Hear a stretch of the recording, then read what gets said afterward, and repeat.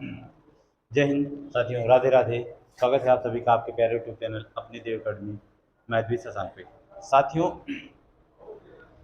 हम लोग साइंस की आज अपनी 7वीं क्लास लेके आ चुके हैं और आपको 6वीं क्लास में कुछ न्यूमेरिकल कराए थे और कहे थे कि आपको अगली क्लास में इसके न्यूमेरिकल हम और करवाने वाले हैं। तो चलिएगा, एक सरसरी निगाह में पहले गति के समीकरणों को देख लेते हैं।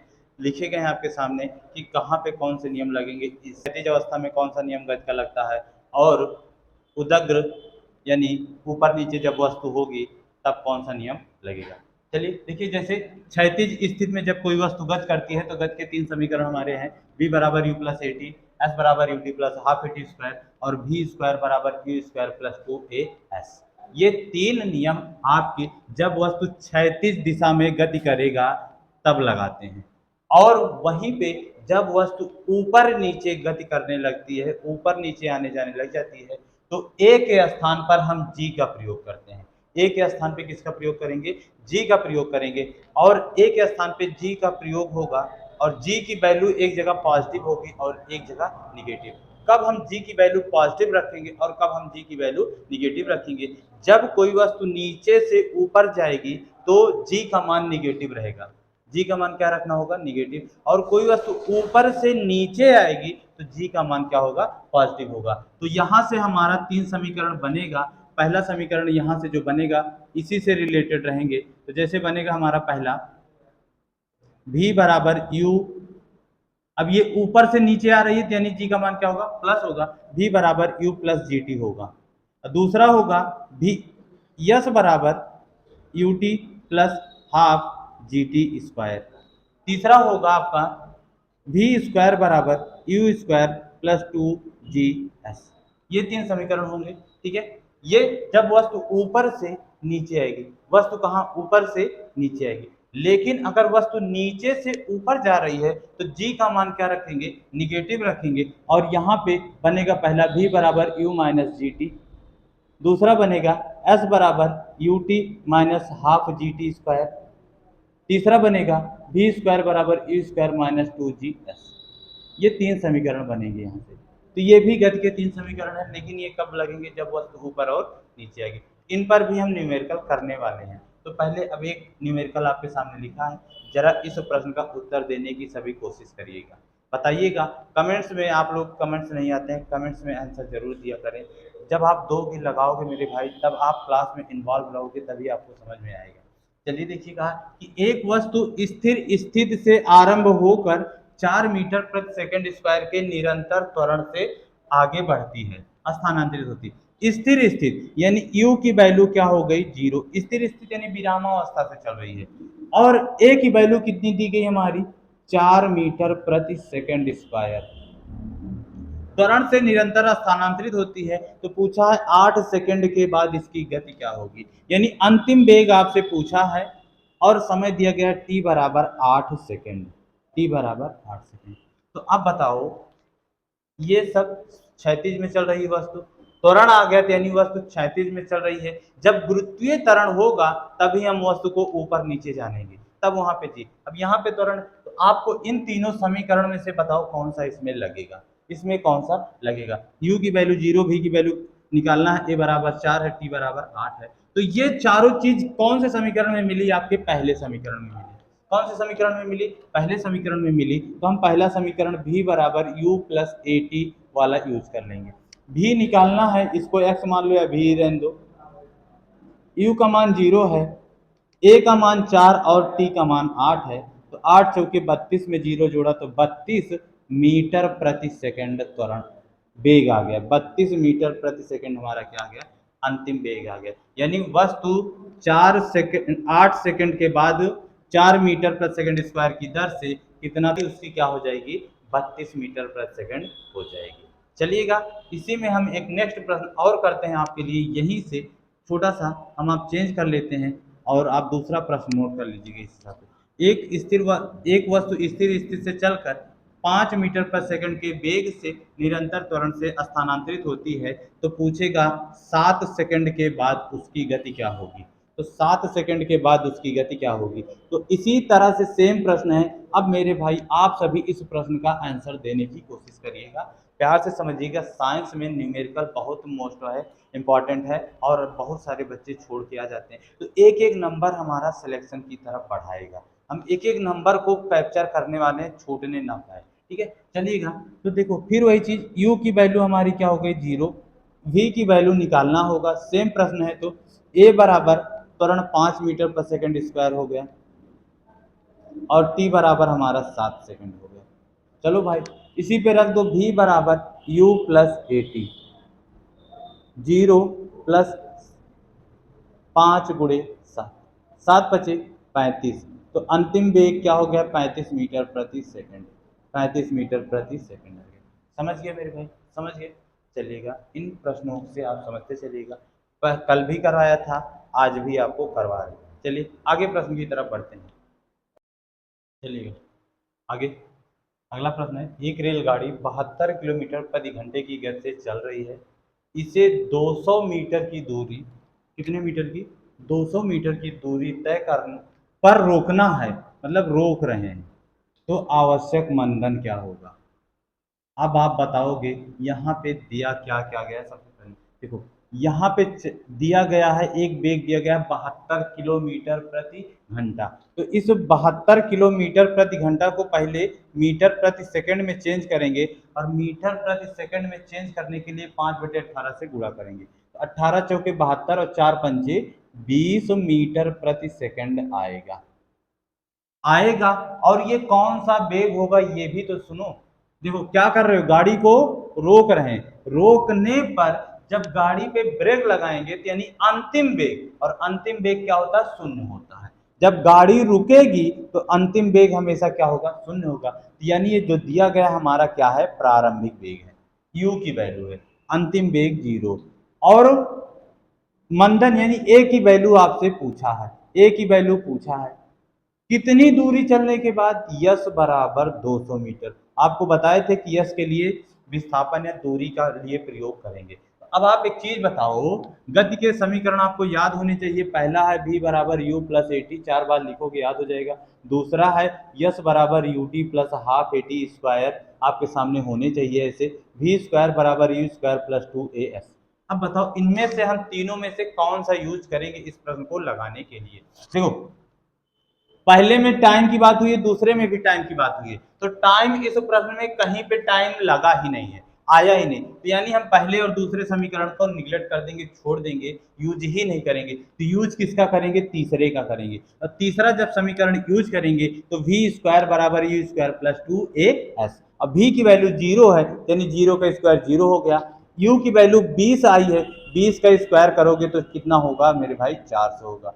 अब प्लस 2 ए पूछा है, और एस की वैल्यू कितनी है, 200 है। ठीक है, अब इसको इधर 2 दूनी 20 का स्क्वायर 400 हो गया, और 400 इधर लाएंगे तो -400 हो जाएगा, बराबर 2 दूनी 400 ए, 400 ए। तो 400 से 400 कट गया, तो ए बराबर कितना आ गया, -1 आ गया। ए बराबर -1 मीटर प्रति सेकंड स्क्वायर। और आपको बताए थे पढ़ाते वक्त कि मंदन कभी माइनस में नहीं लिखा जाएगा, उत्तर हमेशा प्लस में देंगे। तो ऑप्शन नंबर ए हमारा क्या हो जाएगा, सही हो जाएगा। मंदन का रिटार्डेशन का मतलब तो हुआ कमी, लेकिन उसको हम माइनस में नहीं रखेंगे। ठीक है, चलिएगा आगे चलते हैं अगले प्रश्न की तरफ। नोट करके समझ गए होंगे, आयु इतना आसानी सरल भाषा में समझा रहे हैं, इसको समझ में आपको सभी को आ गया होगा। चलिए अगला प्रश्न है, किसी वस्तु का नियत त्वरण 10 मीटर प्रति सेकंड स्क्वायर है तथा प्रारंभिक वेग 100 मीटर प्रति सेकंड है, तो कितने समय के बाद उसका वेग 2 गुना हो जाएगा। अब आपको सबसे पहले इसमें दिया क्या गया है, लिखो। त्वरण की बात हो गई, यानी ए की वैल्यू 10 मीटर प्रति सेकंड स्क्वायर। प्रारंभिक वेग आपको सीधे सीधे कह दिया, यानी यू की वैल्यू दिया गया है 100 मीटर प्रति सेकंड। उसके बाद कहा कितने समय, कितना लग गया, यानी टाइम पूछा है आपसे, क्या पूछा, टाइम पूछा, कितने समय बाद वेग उसका 2 गुना हो जाएगा। 2 गुना का मतलब जो प्रारंभिक वेग था उसका 2 गुना कितना हो गया, 200। अब ये बताओ चारों चीजें कौन से में मिलती हैं, पहले में मिलती हैं, तो रख देंगे पहले पर। 200 बराबर 100 प्लस ए की वैल्यू 10 है, और टी की वैल्यू आपसे पूछा है। चलो तो 100 को इधर लाओ, घटाओगे तो 200 में से 100 गए, 100 बचा बराबर 10 टी के, 0 से एक 0 कट गया, तो टी बराबर कितना हो गया 10 सेकंड। कितना समय लगेगा?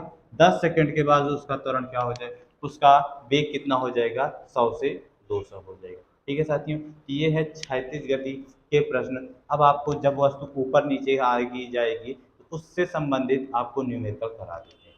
चलिएगा आगे चलते हैं अगले प्रश्नों की तरफ। चलिएगा साथियों, आपके सामने अब वस्तु जब ऊपर नीचे गति करती है, फेंकी जाती है, तो उस पर आधारित प्रश्न है। यानी अब आपको ए के स्थान पर हम किसका प्रयोग करेंगे, जी का। जी की वैल्यू होती है 9.8 मीटर पर सेकंड स्क्वायर या फिर 10 मीटर प्रति सेकंड स्क्वायर। इन दोनों में से हम किसी का भी यूज करेंगे। और जब वस्तु नीचे से ऊपर जाएगी तो जी का मान निगेटिव होगा। जी का मान क्या होगा, निगेटिव होगा। नीचे से ऊपर जाने पर, नीचे से ऊपर जाने पर जी का मान निगेटिव, और ऊपर से नीचे आने पर जी का मान क्या होगा, पॉजिटिव होगा। इस चीज को आपको विशेष ध्यान रखना होगा। और जब वस्तु नीचे से ऊपर जाएगी, नीचे से फेंकी जाए ऊपर जाए, तो भी का मान 0 होगा और यू का मान कुछ भी दिया जा सकता है। लेकिन अगर हम ऊपर से वस्तु को नीचे गिरा रहे हैं, वस्तु को ऊपर से नीचे गिरा रहे हैं, तो v का मान दिया होगा और u का मान क्या हो जाएगा, हमारा 0 हो जाएगा। u का मान हमारा क्या हो जाएगा, 0, और v का मान कुछ निकल के आएगा। ठीक है, इस चीज को आपको ध्यान रखना पड़ेगा। चलिए अब इसमें बताइएगा, किसी वस्तु को पृथ्वी से ऊपर यानी नीचे से ऊपर 100 मीटर प्रति सेकंड के वेग से ऊपर फेंक रहे हैं। कहाँ फेंक रहे हैं, नीचे से ऊपर, यानी u की वैल्यू आपको दी गई है 100 मीटर प्रति सेकंड और ऊपर फेंक रहे हैं, तो v का मान हमारा क्या हो जाएगा, 0 हो जाएगा। v का मान हमारा क्या हो जाएगा मेरे भाई, 0 हो जाएगा।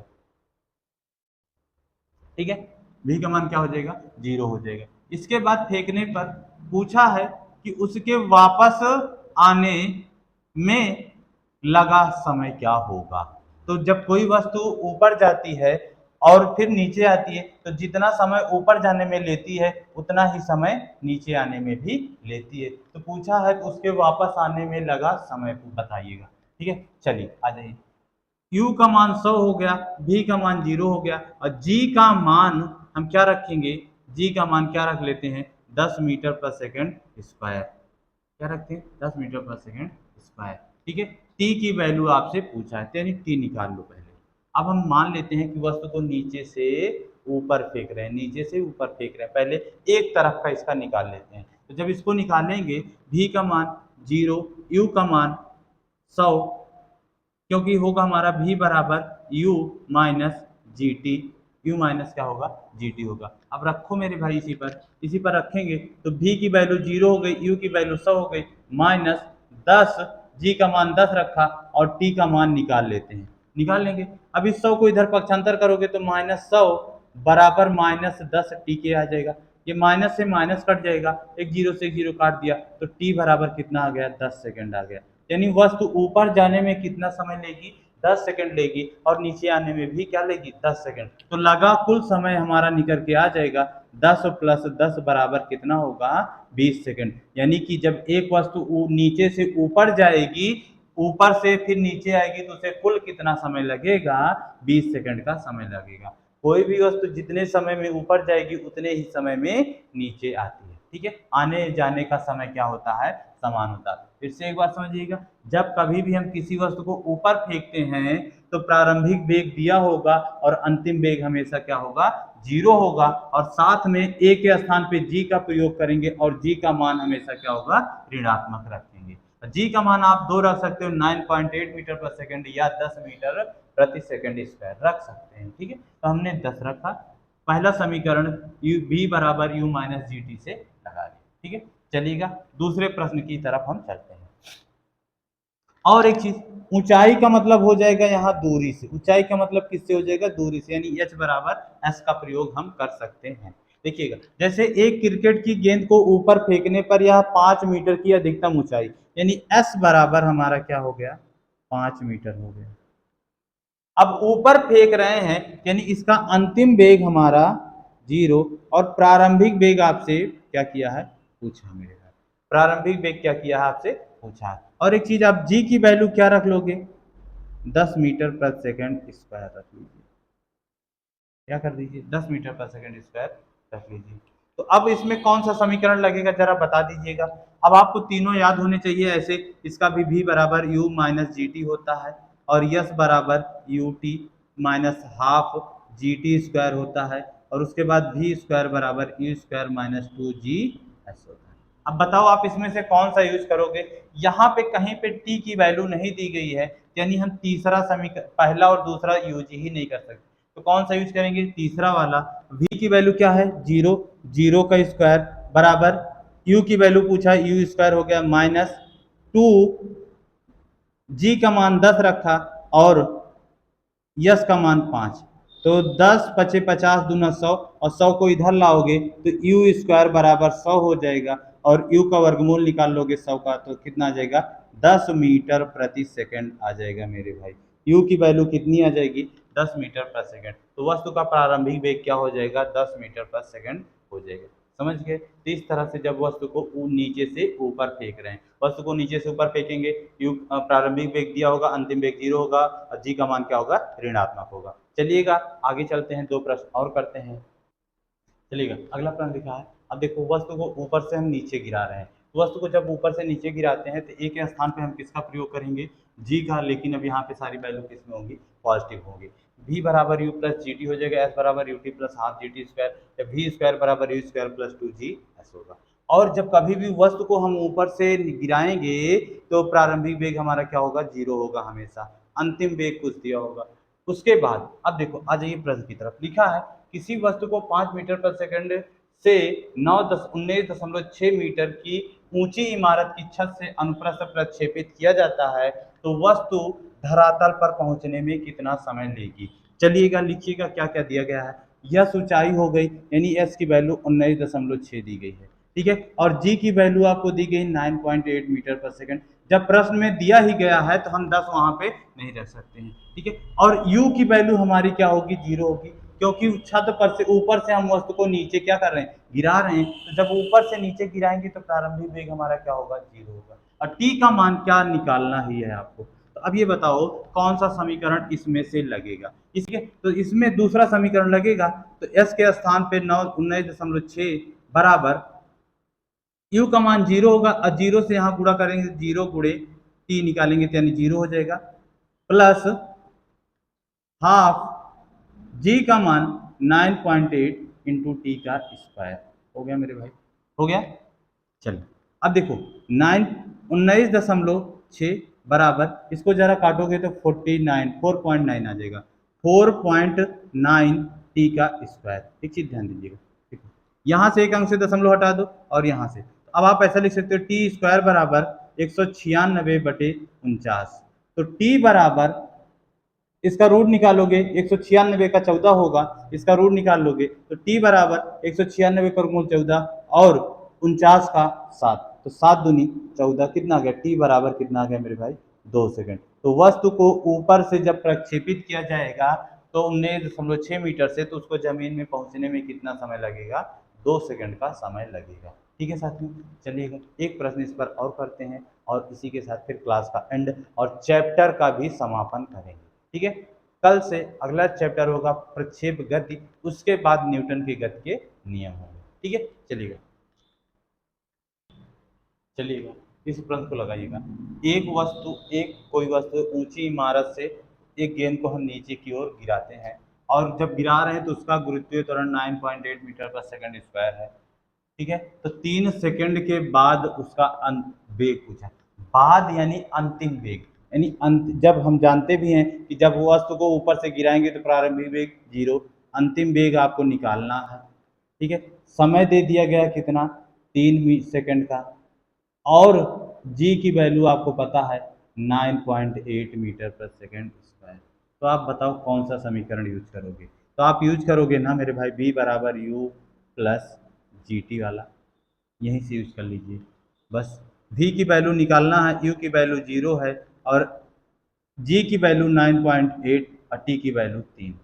3 से इसमें गुणा कर दीजिए, 3 अठे 24, 4 हासिल 2, 3 9 27, 2 29, तो 29.4 मीटर प्रति सेकंड क्या हो जाएगा, हमारा आंसर हो जाएगा। तो 3 सेकंड के बाद वस्तु का वेग क्या हो जाएगा, 29.4 मीटर पर सेकंड हो जाएगा। तो साथियों, ये थी आपकी क्लास, साइंस की 7वीं क्लास, जिसमें आपको कहे थे न्यूमेरिकल करवाएंगे, और न्यूमेरिकल मैंने सभी टाइप के करवा दिए। तो इस क्लास को आप देखिएगा और दोस्तों में भी शेयर करिएगा, ठीक है, और चैनल को सब्सक्राइब करिएगा। फिर मिलेंगे आपको अगली क्लास में, तब तक के लिए जय हिंद, जय भारत।